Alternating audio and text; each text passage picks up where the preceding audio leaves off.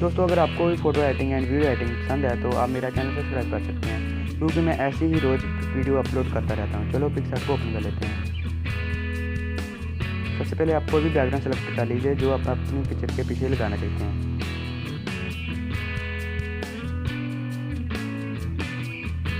और बाद में ऐड फोटो में जाना है आपको। फिर आप अपनी पिक्चर ले लें। फिर आपको जाना है कट आउट पे। फिर फ़ोटो को कट आउट कर लें।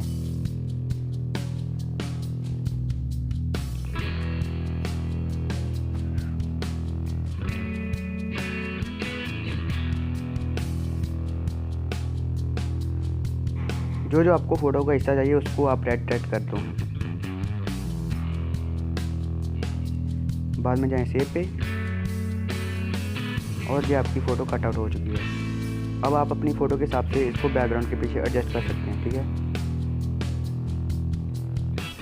Thanks for watching my video, please subscribe and support.